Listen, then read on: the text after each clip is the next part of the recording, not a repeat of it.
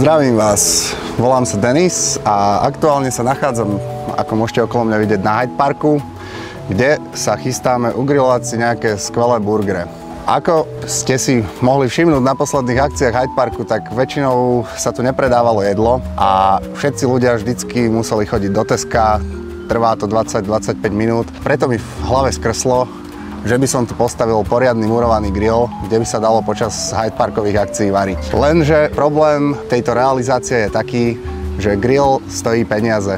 A preto ma napadlo, že spôsob, ako tento grill zafinancovať, by mohol byť vydražiť moje dready, z ktorých by sa dal tento grill zaplatiť. O tom vám poviem ešte neskôr. Teraz si ideme dať burgery na grill.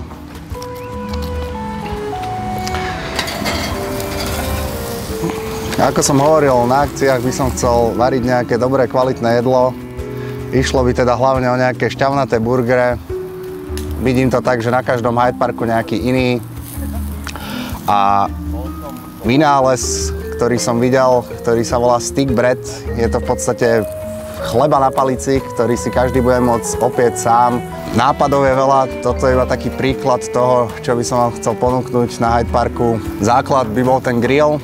Keď sa postavá, tak počas akcií tam budeme variť, budeme vám ponúkať určité jedlá a vo voľnom čase, kedykoľvek, cez víkendy, cez dni, bude grill voľne prístupný všetkým, ktorí ho budú chcieť využívať. Takže v podstate robíme to pre seba. Troška k tej aukcii. Chcel by som to spraviť na prvej Hyde Parkovej akcii, ktorá by mala byť začiatkom júna. Každý bude mať možnosť prihodiť si, budeme začínať na 1 eure a môžete to spraviť iba pre tú radosť, že niekomu z hlavy odstrihnete dlhý dread. Bude tu niekto, kto vám ten dread bude vedieť prirobiť na hlavu. Poprípade ho môžete rituálne spáliť. Je to len na vás. Podporíte tým zaujímavú vec tuto na Hyde Parku. Na murovanom grille to bude ešte jednoduchšie, bude to rýchlejšie, bude to chutnejšie.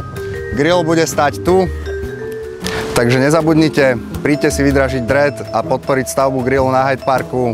Vidíme sa na prvej Hyde Parkovej akcii koncom júna alebo začiatkom júla. Dátum bude na konci tohto videa.